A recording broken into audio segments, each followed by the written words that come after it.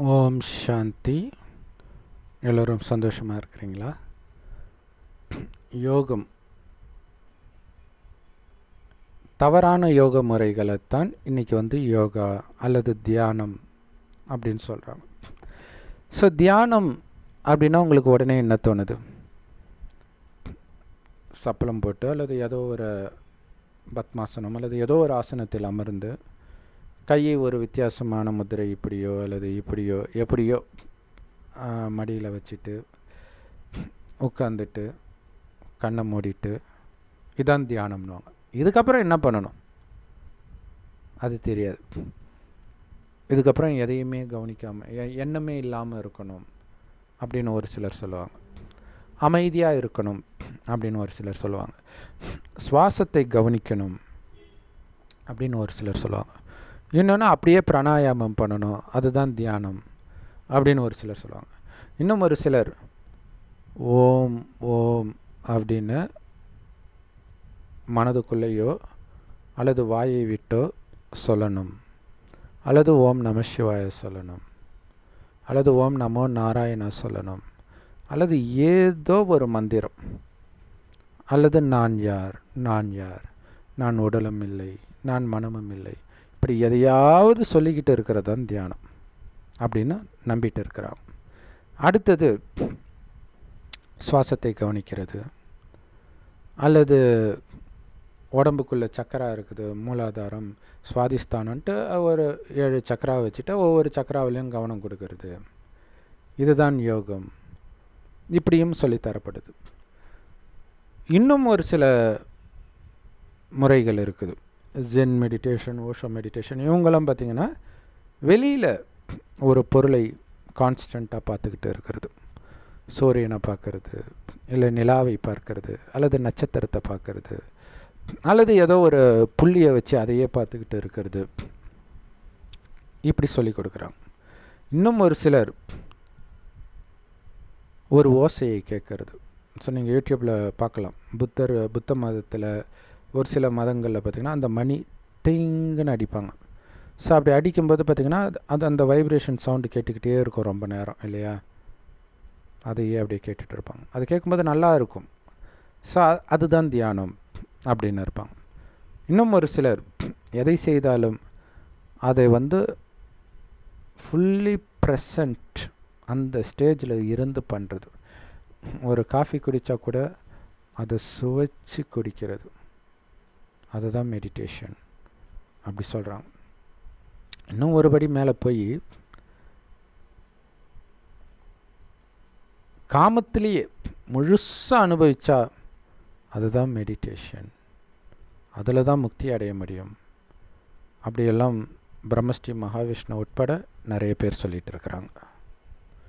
So நீங்கள் கணவன் மனைவி எப்படி இருக்கணும், குடும்பம்னா கொடுக்குற இன்பம். ஒருத்தருக்கு நீங்கள் எடுக்கிறதுலே இருக்கிறீங்க, அவங்கக்கிட்ட எனக்கு என்ன கிடைக்கும், அவள் எனக்கு ஷூ பாலிஷே பண்ணல, ட்ரெஸ் அயன் பண்ணவே இல்லை, ஏன் நீங்கள் பண்ணியிருக்கிறீங்களா, இப்படிலாம் கேட்குறதுக்கு நல்லா இருக்கும். ஸோ அப்போ கிவ் அண்ட் டேக் பாலிசியாக இருக்கணும். ஒன்லி டேக்குன்னு எடுத்துக்கிட்டே இருக்கக்கூடாது, கொடுக்கவும் செய்யணும் அப்படிங்கிறத சொல்லிவிட்டு கடைசியாக ஒன்று சொன்னார் பாருங்க. இதே மாதிரி காமத்தில் எந்த விதமான எதிர்பார்ப்பும் இல்லாமல் அப்படியே அவங்கள மகிழ்விக்கணும் அப்படிங்கிறதுக்காகவே நீங்கள் இணையிறீங்க. பார்த்தீங்களா? நீங்கள் மெடிடேஷனே பண்ண தேவை, செக்ஸ்லேயே கடவுளை அடைந்து விடுவீர்கள் அப்படின்னு ஒரு பெரிய புரட்சி ஒன்று சொன்னார். மக்களுக்கு பிடிக்கும், ரொம்ப பிடிக்கும். ஏன்னா எதில் அடிமையாக இருக்கிறாங்களோ அந்த அடிமையாக இருக்கிறது சரின்னு சொன்னால் தானே பிடிக்கும். கேட்டால் இதுக்கு பேர் பரியங்க யோகமாக. ஸோ அதே மாதிரி பறவையுடைய சத்தத்தை கேட்கறது, மழையுடைய சத்தத்தை கேட்கறது, நீர்வீழ்ச்சி அழகை ரசிக்கிறது, இதெல்லாம் தியானம் அப்படின்னு சொல்லிகிட்ருக்குறாங்க. நீங்கள் பார்த்தீங்கன்னா யூடியூப்பில் மெடிடேஷன் அப்படின்னு போட்டிங்கன்னா அந்த மெடிடேஷன் மியூசிக்னு இருக்கும். அதுக்கு பின்னாடி பார்த்திங்கன்னா இந்த மாதிரி இயற்கை காட்சிகள், பறவை பறக்கிறது, சவுண்டு, மழை சத்தம், இந்த மாதிரி விஷயத்தை போட்டிருப்பாங்க. ஏன்னா மக்கள் அப்படி ஒரு புரிதலில் இருக்கிறாங்க. ஸோ இதெல்லாம் தியானம் அப்படின்ட்டு. ஆனால் இதை பீயிங் இன் தி ப்ரெசண்ட்னும் சொல்லலாம். இல்லை, நிகழ்காலத்தில் இருப்பது. ஸோ நிகழ்காலத்தின் இன்பங்களை அனுபவிக்காமல் கடந்த காலத்து துன்பங்களை ஏன் ஆசைப்படுறீங்க, எதிர்காலத்தின் பயத்தை ஏன் ஆசைப்படுறீங்க அப்படின்னு சொல்கிறாங்க. நிகழ்காலத்தில் இன்பம் நடந்தால் பரவாயில்ல, நிகழ்காலத்திலே துன்பம் நடந்தால், நிகழ்காலத்தில் இருந்தால் என்ன ஆகும் உங்கள் நிலைமை, அதை பற்றி யோசிக்கிறதே கிடையாது. ஏன்னா இந்த கலியுகத்தில் நிகழ்காலம் ஃபுல்லாக துன்பமாக தான் இருக்குது. அப்புறம் எப்படி நீங்கள் நிகழ்காலத்தில் இருந்தால் அது தியானம்னுவீங்க? ஏன்னா ஒரு விஷயம் மட்டும் மனிதர்களுக்கு கிளியராக தெரியுது, தியானத்தின் மூலமாக அமைதி கிடைக்கணுன்றது மட்டும் தெரியுது. அந்த அமைதி கிடைக்கிறதுக்கான தியானம் எதுன்றது மட்டும் அவங்களுக்கு தெரியல. அமைதியாக 20 நிமிஷம் உட்காரு, அமைதியாக ஏதாவது ஒரு மந்திரம் சொல்லு, பாடு, ஆடு, ஏதோ ஒன்றுத்தில் உனக்கு அமைதி கிடைக்கட்டும். அதுவும் ஓஷோ மெடிடேஷன் இருக்குது பாருங்கள், அப்படியே விதவிதமாக டான்ஸ் ஆடுவாங்க. ஸோ அதை ஃபாலோ பண்ணிவிட்டு ஈஷா யோகா பண்ணுறாங்க. நிறைய பேர் அப்படி பண்ண ஆரம்பிச்சிட்டாங்க. கேட்டால் உடம்புல இருக்கிற பிளாக்கேஜ் எல்லாம் ரிலீஸ் பண்ணுறாங்களாம், நெகட்டிவ் எனர்ஜியெல்லாம் ரிலீஸ் பண்ணுறாங்களாம். ஸோ இவங்க சொல்கிற டெஃபினிஷன்லாம் பார்த்திங்கன்னா ஆல்ரெடி எல்லோரும் யோகத்தில் இருக்கிறாங்கன்னு வரும். ஏன்னா என்ன அதை ஓஷோவே அது மாதிரி சொல்லியிருப்பாருன்னு எனக்கு, we are already in a meditative state அப்படின்ட்டு. ஏன்னா இவங்க கொடுக்குற டெஃபினேஷன் அப்படி. விபச்சார விடுதிக்கு போனாலும் அவனும் மெடிடேஷனில் தான் இருக்கிறான், தண்ணி அடிக்க போனாலும் அவனும் மெடிடேஷனில் தான் இருக்கிறான், கொலை பண்ண போனாலும் அவனும் மெடிடேஷனில் தான் இருக்கிறான். ஏன்னா அவனுடைய கவனம் ஃபுல்லாக அதில் தானே இருக்குது. காமத்தில், தண்ணி அடிக்கிறதுல, கொலை பண்ணுறதுல, ரேப் பண்ணுறதுல, அடுத்தது திருடுறதுல, எல்லாத்துலேயுமே அவன் ஃபுல் ஃபோக்கஸ்டாக தானே இருக்கிறான். அதாவது மெடிடேஷன் பண்ணால் ஃபோக்கஸ் இன்க்ரீஸ் ஆகும், ஒருமுகப்படுத்தும் சக்தி இன்க்ரீஸ் ஆகுன்றது உண்மை தான். ஆனால் இவனுடைய புத்தி எதெல்லாம் ஒருமுகப்படுதோ அதெல்லாம் மெடிடேஷன் சொல்லி கொடுத்துட்டு இருக்கிறாங்க. தியேட்டருக்கு போய் படம் பார்க்குற அத்தனை பேருக்கும் 3 மணி நேரமும் ஸ்க்ரீன்லேயே தான் கண் இருக்குது. அதனால் அவன் மெடிடேஷன் பண்ணுறான்னு அர்த்தமா? ஸோ இன்னும் ஒரு சிலர் பார்த்திங்கன்னா அந்த மெடிடேஷன் பண்ணுறது வந்து விஷுவலைசேஷன் டெக்னிக்குன்ட்டு ஒரு இடத்துல உட்காந்துட்டு அவங்களா கற்பனை பண்ண ஆரம்பிப்பாங்க. ஒரு அமைதியான இடம், ஒரு நீரோடை, அல்லது ஒரு மலை, ஒரு இமயமலை, அந்த இடத்துல இப்படி இருக்கிறான் அப்படி இருக்கிறேன்ட்டு அப்படியே மனதாலே இதை வந்து அவர் பேர் டக்குன்னு ஞாபகம் வர மாட்டேங்குது, ஒரு ஃபேமஸானவர், அவர் வந்து டே ட்ரீமிங் அப்படின்னு சொல்லுவார், ஜிடி கிருஷ்ணமூர்த்தி. நக்கல் அடிப்பார், டே ட்ரீமிங் பண்ணுறது தான் மெடிடேஷனா அப்படின்ட்டு. இல்லை நீங்கள் பாட்டுக்கு கண்ணை மூடிட்டா உட்காந்துட்டு அப்படியே கற்பனையில் இங்கே இருக்கிறேன் அங்கே இருக்கிறேன்னு நினச்சிங்கன்னா அது டே ட்ரீமிங் தானே. லவ் பண்ணுறவனும் காதலன் அல்லது காதலை இப்படி தான் நினச்சிக்கிட்டே இருக்கிறான், அப்போ அது மெடிடேஷனா? சரி, இந்த மெடிடேஷன்னால் என்ன ஆகும்? அமைதிக்காக தியானம் பண்ணுறாங்க, கோயிலுக்கு போகிறவங்களும் அதான் சொல்கிறாங்க. இன்னும் கேட்டிங்கன்னா பப்புக்கு போகிறவங்க எல்லாமே அமைதிக்காக தான் பண்ணுறோம், ஒரு ரிலாக்ஸேஷனுக்காக பண்ணுறேன், டிவி போடுறதே அதுக்காக தான், மொபைல் நோண்டுறதே அதுக்காக தான்லாம் சொல்லிகிட்டு இருக்கிறாங்க. இப்போ அவங்களுக்கு உண்மையான அமைதினா என்னன்னு தெரியல.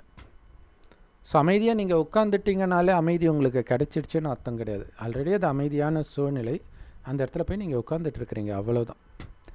ஆனால் உங்கள் வாழ்க்கையில் ஒரு அமைதியற்ற சூழ்நிலை உருவாகும்போது, பிரியமானவருடைய மரணம், நஷ்டம், துரோகம் இதெல்லாம் நடக்கும் பொழுது நீங்கள் எந்த அமைதியான இடத்துல போய் உட்காந்தாலும் உங்களுக்கு அமைதி வராது. ஏன்?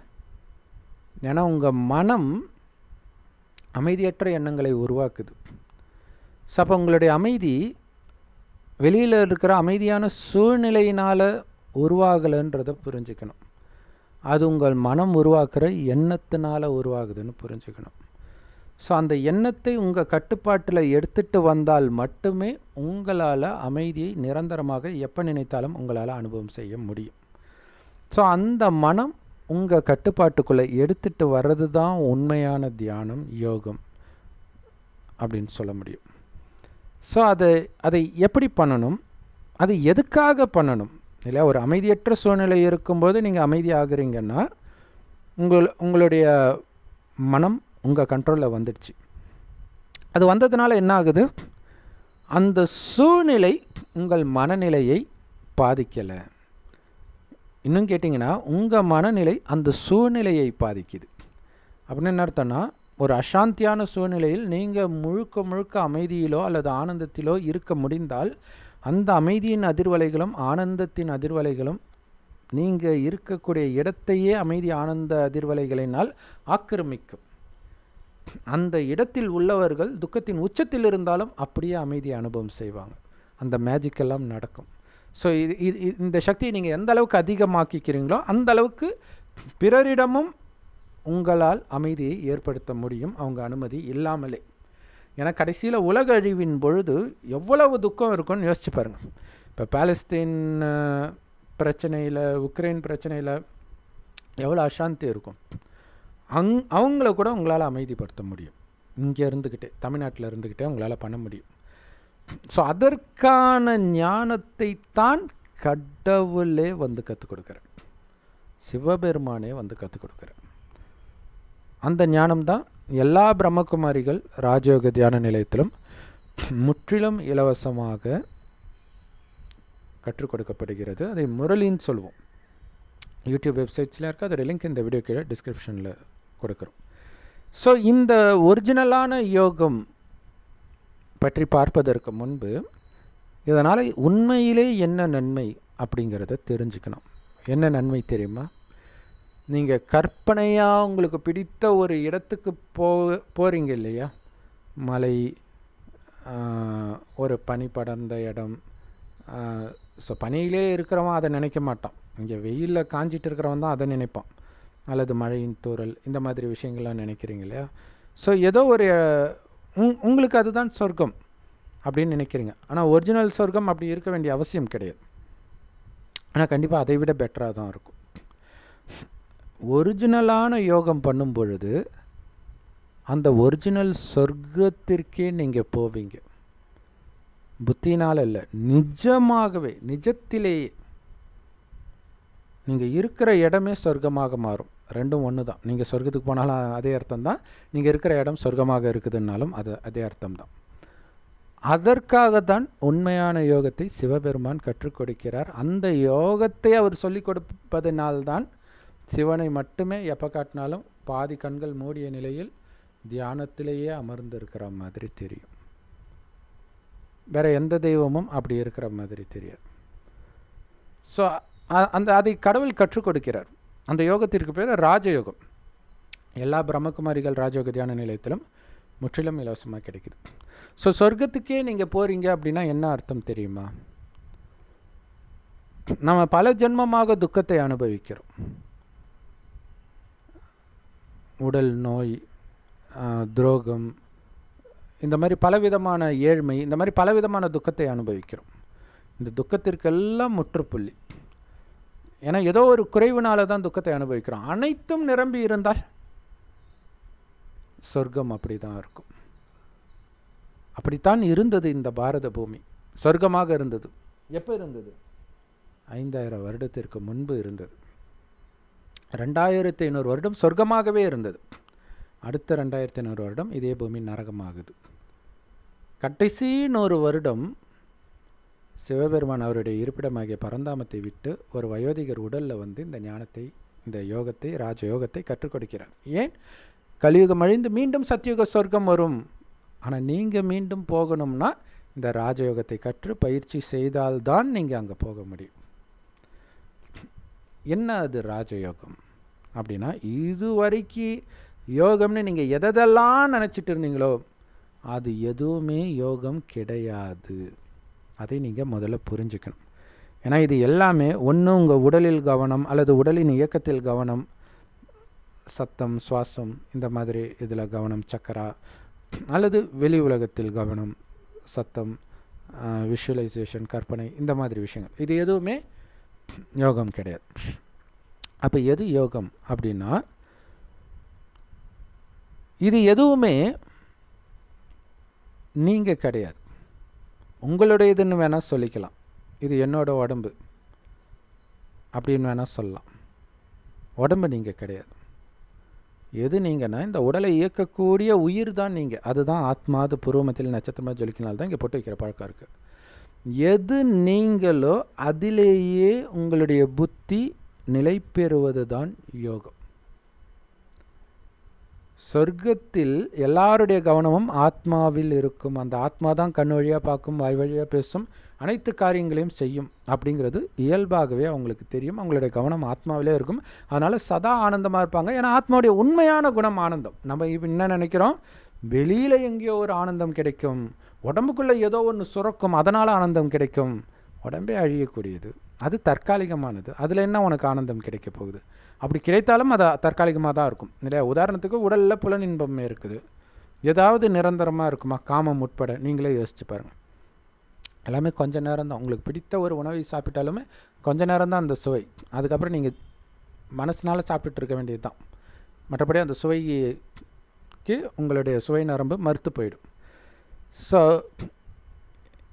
ஆனால் உண்மையான யோகத்தில் நிரந்தர ஆனந்தத்தை அனுபவம் செஞ்சுக்கிட்டே இருப்பீங்க நிரந்தரமாக.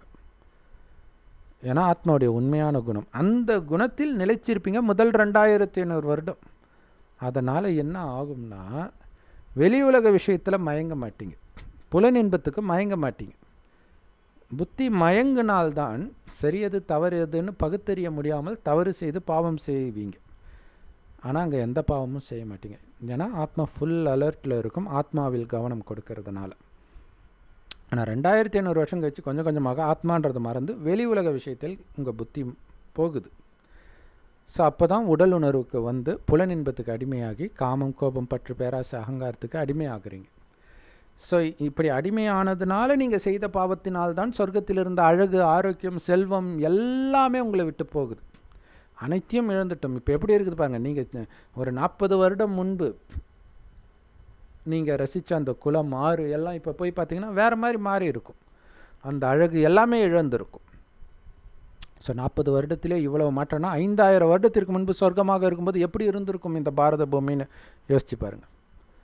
அந்த மாதிரி உலகம் இப்போ மாறப்போகுது.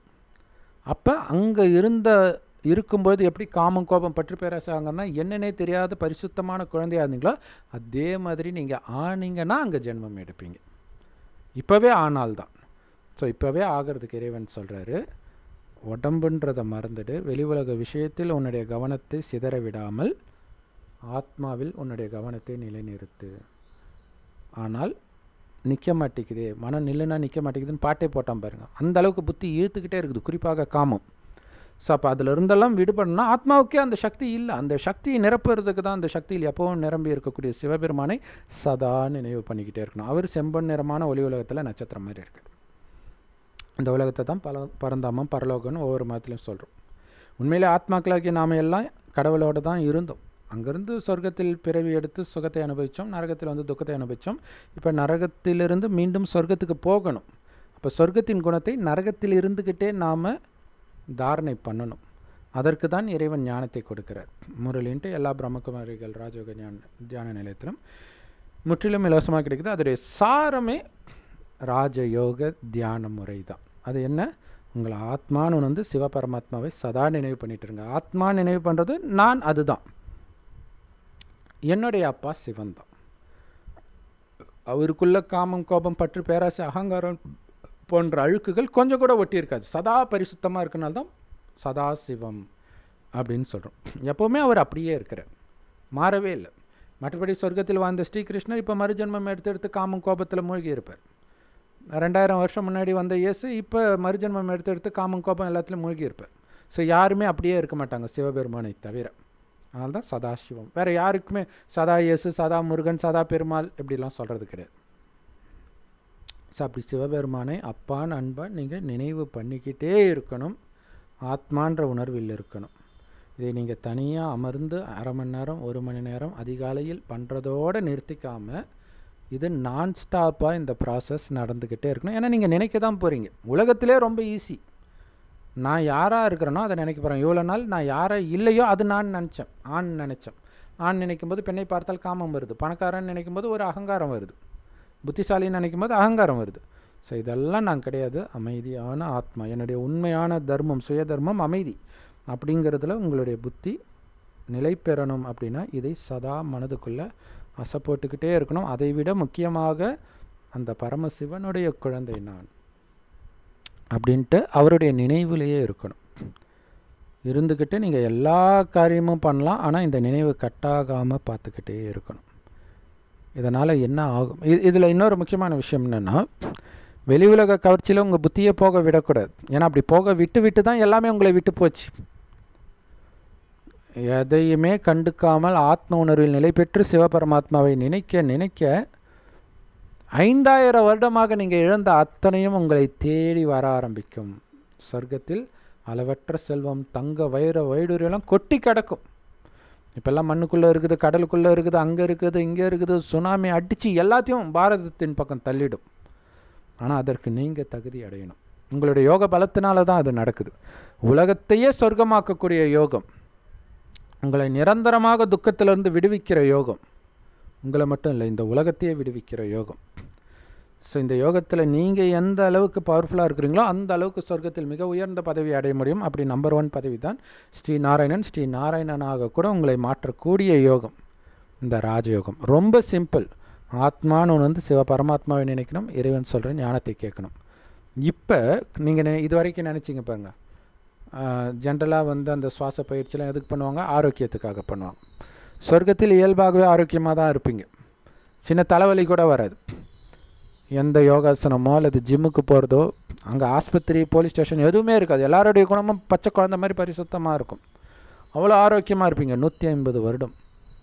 அந்த வயோதிகத்திலும் எந்த விதமான கோளாறும் உடல் ஏற்படுத்தாது. அந்த மாதிரி அற்புதத்தை செய்யக்கூடியது இந்த ராஜயோகம். ஆனால் அந்த ராஜயோகத்தை செய்கிறது ரொம்ப ரொம்ப ஈஸி.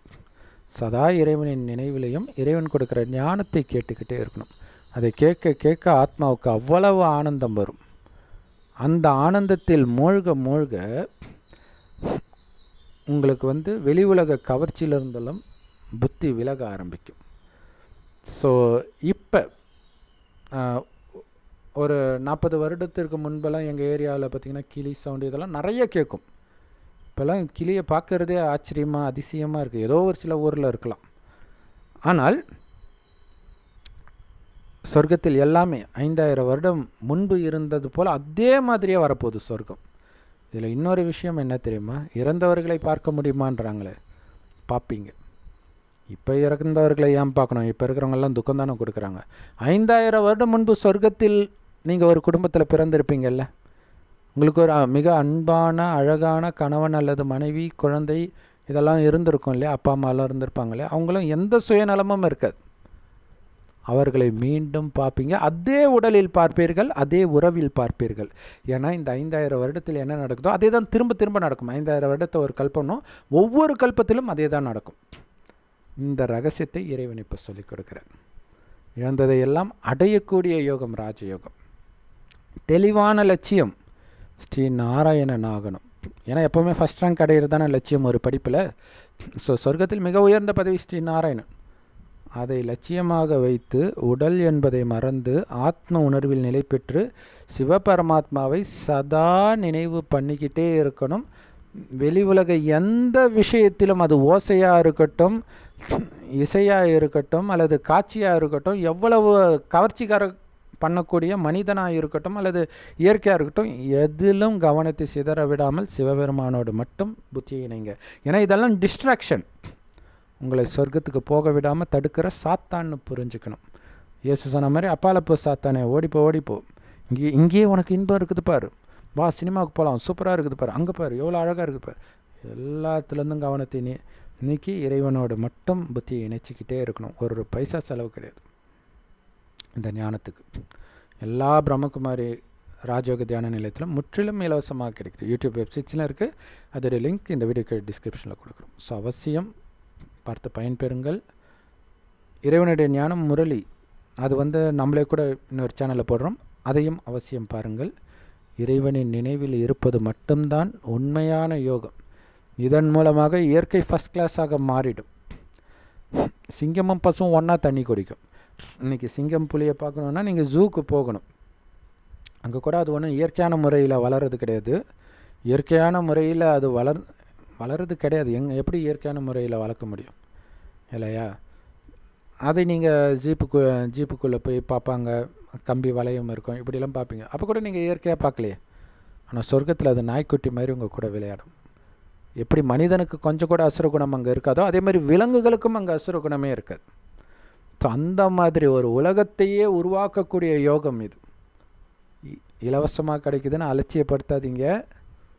இதுதான் உண்மையான யோகம். இதில் தான் உங்களுக்கும் உலகத்துக்குமே நன்மை. லட்சக்கணக்கு செலவு பண்ணி நீங்கள் கற்றுக்கிற யோகம் ஒரு பைசாவுக்கு பிரயோஜனமாகாதது. உங்களை நீங்களே ஏமாற்றிக்கிறீங்க. ஓம் சாந்தி. தேங்க்ஸ் ஃபார் வாட்சிங். ஸோ இந்த யோகத்தில் மிகப்பெரிய எதிரியே காமம். அந்த காமத்தினால கடவுளை அடையலாம் அப்படிங்கிறத மாதிரி ஒரு மிகப்பெரிய அறியாமை எதுவுமே கிடையாது. யாரோ எப்போவோ எழுதி வச்சு அதை படிச்சுக்கிட்டது, இந்த யோகம் அந்த யோகம். இங்கே சிவபெருமான் உயிரோட்டம் இப்போ வந்து சொல்லிக் கொடுக்குறார். இது பின்னாளில் கொஞ்சம் கொஞ்சமாக வெளிப்படலாம், மற்றதில் ஸ்லைட்டாக வெளிப்படும், முழு ஞானம் இருக்காது. இங்கே எவ்வளவு சிம்பிளாக ஆத்மா பவர்ஃபுல்லாக இருந்தது, சக்தி இழந்தது. அதற்கு காரணம் காமம், கோபம், பற்று, பேராசை, அகங்காரம். அதுக்கு காரணம் உடல் நினைச்சது. இப்போ உடலை மறந்து மீண்டும் ஆத்ம உணர்வில் நிலை பெற்று சிவபரமாத்மாவை நினைவு செய்தால் இழந்த அத்தனையும் அடைவீர்கள். இவ்வளவுதான் ஞானம். இதை ஒரு மனிதன் சொல்ல முடியுமா? யோசிச்சு பாருங்க. எவ்வளவு சிம்பிளாக இறைவன் சொல்கிறார். ஸோ சகோதர சகோதரிகளே, இன்னும் சந்தேக புத்தியினால் உங்களுடைய நேரத்தை, பொன்னான நேரத்தை வீணாக்கிடாதீங்க. உலகழிவ எந்த நொடி வேணாலும் இப்படிங்கிறதுக்குள்ளே வந்துடும். அந்த நேரம் அழுது பிரயோஜனம் இல்லை. கடைசியில் தெரிஞ்சிடும். இப்போ அலட்சியமாக இருக்கிறவங்களுக்கெல்லாம் கடைசியில் தெரிஞ்சிடும். அந்த நேரம் என்ன மந்திரமாக சொல்லிக்கிட்டு இருப்பீங்க. ஆனால் நீங்கள் இறைவன் நினைவில் இருக்கும்போது பஞ்ச தத்துவமும் உங்கள் கண்ட்ரோலில் இருக்கும்.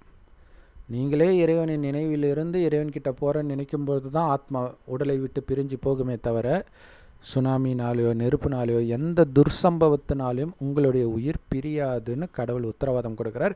ஏன்னா பஞ்ச தத்துவமே உங்கள் கண்ட்ரோலில் வந்துடும். கடைசியில் உலகழிவின் போது அனைவருக்கும் ஒரு இடத்திலிருந்து நீங்கள் அமைதியை கொடுப்பீங்க. அந்த அளவுக்கு சக்தி நிரம்பியவர் ஆவீங்க.